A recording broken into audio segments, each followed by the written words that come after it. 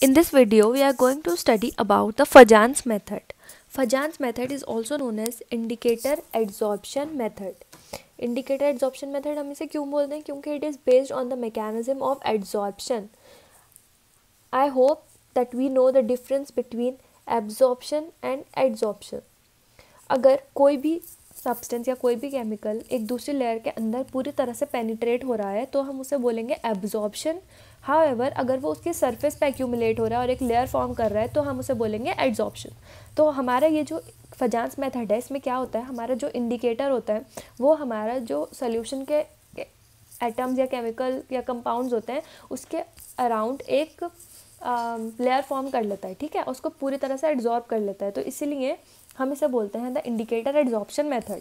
इसमें हम जो इंडिकेटर यूज़ करते हैं वो उसकी प्रॉपर्टी होती है, वो एक वी कैन से हम इसमें डाइज यूज़ करते हैं कई तरह की in the form of indicator, क्योंकि उनके पास ये प्रॉपर्टी होती है to adsorb and to show the desirable result. ठीक है, now let's see it in detail. The precipitation titration in which silver ion is titrated with halide or thiocyanate ions in the presence of adsorption indicator is called Fajans method. क्या होगा इसमें, जो भी हमारा silver ions है, जब भी हम प्रेसिपिटेशन टाइट्रेशन की बात करेंगे तो हमें सिल्वर आयंस हमेशा ध्यान आएंगे, ठीक है. क्यों? क्योंकि सिल्वर नाइट्रेट एक प्रेसिपिटेटिंग एजेंट है, तो हम जनरली इसको कंसीडर कर रहे हैं. उसको हम टाइट्रेट करते हैं विद हेलाइड, मतलब जो भी हमारा कंपाउंड टू बी एनालाइज है, या फिर थायोसाइनेट भी हो सकता है वो, ठीक है. प्रेजेंस ऑफ एड्सॉर्प्शन इंडिकेटर, कोई भी हम एड्सॉर्प्शन इंडिकेटर लेंगे. This is known as Fajans method. अब since this adsorption of indicator takes place at end point, so the method is called indicator adsorption method.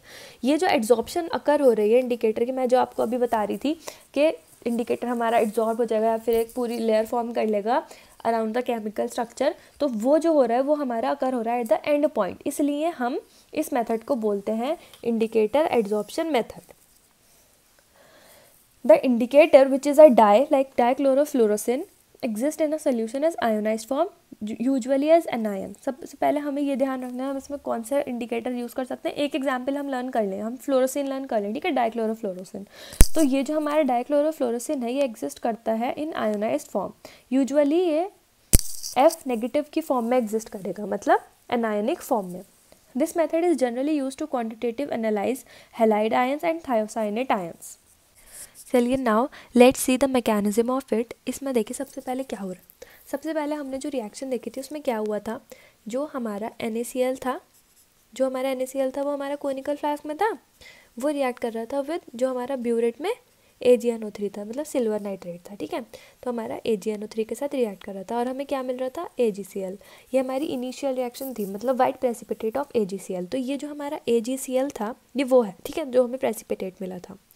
अब क्या होगा, सबसे पहले स्टार्टिंग में इनिशियली जो हमारे क्लोराइड आयंस होंगे ये कॉमन आयन इफेक्ट की वजह से एक प्राइमरी लेयर फॉर्म करेंगे अराउंड दिस AgCl, ठीक है. उसके बाद अब बचा क्या, हमारे पास सोडियम आयंस बचे, NaCl यूज़ हो गया, सोडियम आयंस के पास प्लस चार्ज है, तो हमारा ये क्लोराइड आयंस के पास नेगेटिव चार्ज है, तो ये किसे अट्रैक्ट करेगा, ये अट्रैक्ट करेगा जो हमारा पॉजिटिव आयन है, पॉजिटिव चार्ज है, मतलब सोडियम आयंस को, ठीक है. तो ये जो सोडियम आयंस है ये एक फॉर्म करेंगे secondary layer around the chloride ions, ठीक है. तो ये हो जाएगा हमारा फर्स्ट स्टेप. अब क्या हुआ, अब हमारा रिएक्शन हो गई कंप्लीट, ठीक है.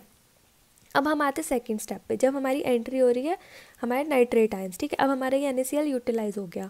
अब हमारे पास सिल्वर नाइट्रेट थोड़ा सा बचा हुआ था जिसको हम बार बार एक्सेस ऑफ सिल्वर बोल रहे हैं, ठीक है. तो ये है हमारे वो सिल्वर आयंस. अब ये कॉमन आयन इफेक्ट की वजह से जो पहली लेयर बनेगी प्राइमरी लेयर वो किसकी बनेगी, सिल्वर आयंस की, और ये अट्रैक्ट करेंगी the negative ions of nitrate, तो नाइट्रेट की हमारे पास बन जाएगी सेकेंडरी लेयर, ठीक है. फिर इक्विवेलेंस पॉइंट पे क्या होगा, जो हमारा ये F माइनस यानी कि फ्लोरोसिन इंडिकेटर जो है हमारा, ये क्या करेगा, रिप्लेस कर देगा इस नाइट्रेट लेयर को विद इट्स एनायन, ठीक है. तो ये एक फॉर्म कर लेगी secondary layer of F negative, और जैसे ही ये सेकेंडरी लेयर यानी एड्सॉर्प्शन होगा ऑफ द फ्लोरोसिन इंडिकेटर, वैसे ही क्या होगा, हमें मिल जाएगा रेडिश ब्राउन कलर. और ये जो जैसे हमें ये रेडिश ब्राउन कलर मिलेगा ये इंडिकेट करेगा हमारा इक्विवेलेंस पॉइंट, ठीक है. तो ये है हमारा द फजान्स रूल. इसको हम डिटेल में अगर देखें, let's see titration of chloride ions with silver nitrate हमने देखा, तो क्या हुआ, एड्सॉर्प्शन इंडिकेटर कौन सा है हमारा, fluorescein.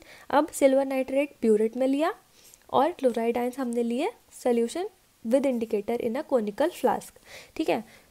Before the equivalence point क्या हुआ, जो हमारा AgCl था जो खुद नेगेटिवली चार्ज था, एड्जॉर्प्शन की वजह से वो क्लोराइड आयंस की प्राइमरी लेयर फॉर्म करेगा और सोडियम आयंस की that are the positively charge attract करेंगे नेगेटिव चार्जेस उनको और उनकी सेकेंडरी लेयर फॉर्म करेगा, ठीक है, जैसा अभी हमने प्रीवियसली डायग्राम में देखा।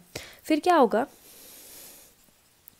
बिफोर द इक्विवेलेंस पॉइंट क्या होगा, हमारा जो एक्सेस बचा हुआ सिल्वर आयन है वो सिल्वर आयंस हमारा फॉर्म करेगा प्राइमरी लेयर और जो हमारा Na3 नेगेटिव है वो फॉर्म करेगा हमारी सेकेंडरी लेयर, ठीक है। फिर क्या होगा, एंड पॉइंट पे जो हमारे नाइट्रेट आयंस होंगे वो रिप्लेस हो जाएंगे विद द इंडिकेटर और हमें मिल जाएगा इंटेंस कलर, ठीक है। सो ये जो हमें कलर मिलेगा ये डिटरमाइन करेगा हमारा and point. So this is it for फजान्स rule, फजान्स method. So this is it for Fajans method under the precipitation titration. Till now we have discussed 4 methods of precipitation titration, that is the Mohr's method, Volhard's and modified Volhard method and the Fajans method.